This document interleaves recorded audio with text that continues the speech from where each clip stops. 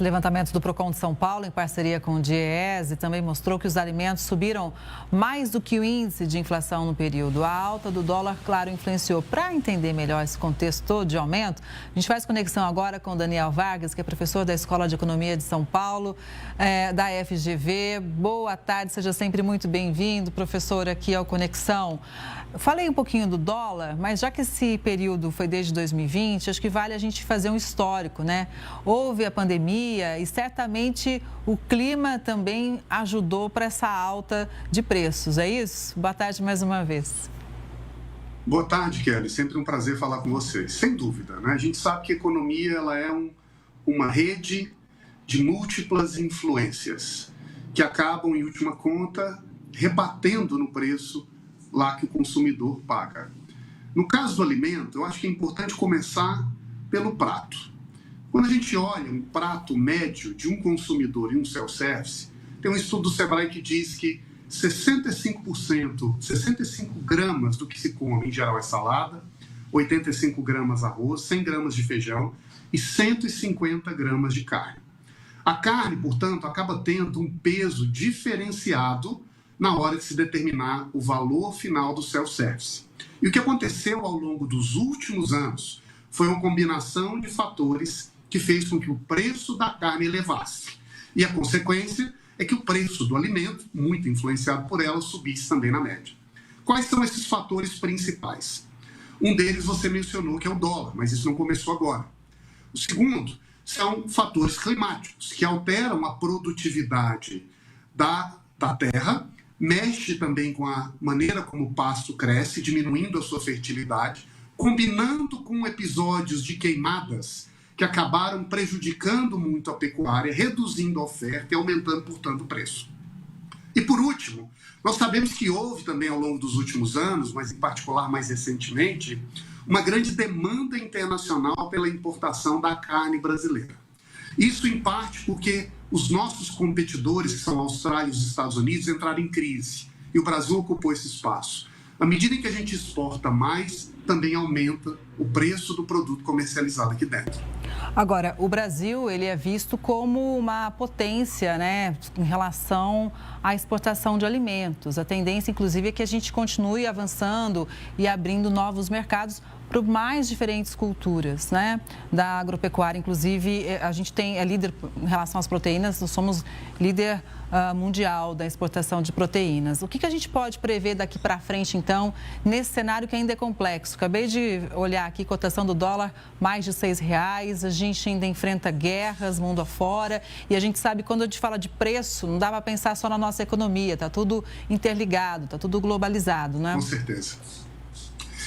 E eu agregaria um outro fator, que possivelmente seria o próximo que você iria mencionar, o fato de nós termos um novo presidente americano e uma tensão geopolítica imensa entre as grandes potências, o que também afeta o funcionamento da economia global.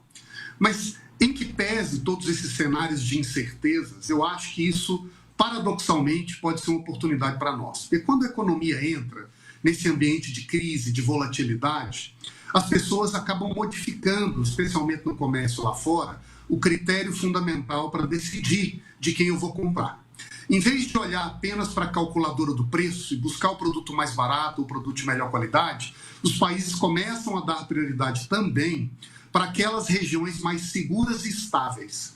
Porque não adianta eu ter um produto de boa qualidade hoje que me sacia e faltar comida amanhã.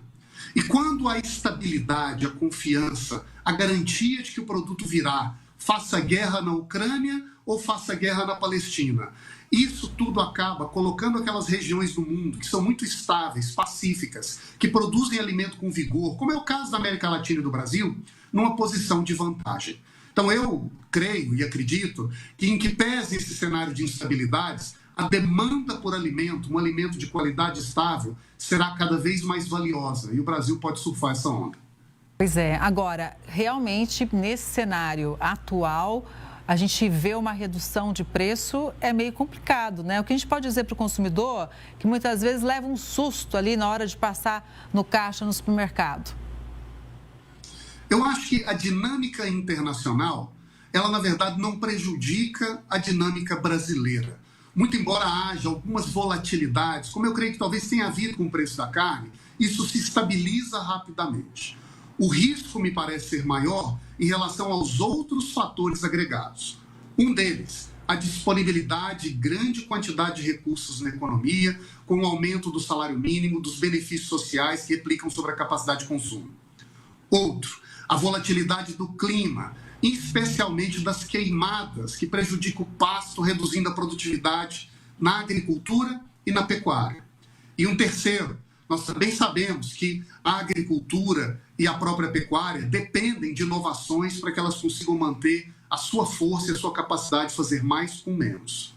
Tudo isso significa que nós não teremos no curto prazo, ao que parece, um ambiente em que os preços devem abaixar.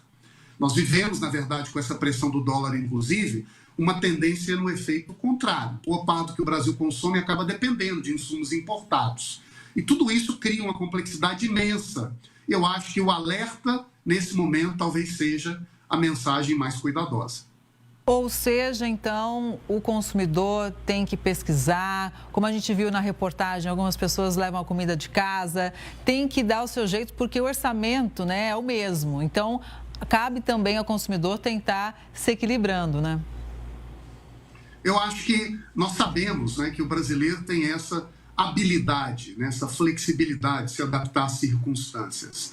Isso pode ser uma virtude para lidar com desafios. Claro que nós não queremos, não devemos aceitar, tolerar inflação alta, não é? Isso é um sintoma muito ruim de uma economia que parece não funcionar de forma adequada. De todo modo, para o consumidor, eu acho que esse é um momento de cuidado, de alerta, de adaptação, para tentar organizar a sua vida e deixar que esses efeitos dos preços impactem o mínimo possível no seu dia a dia.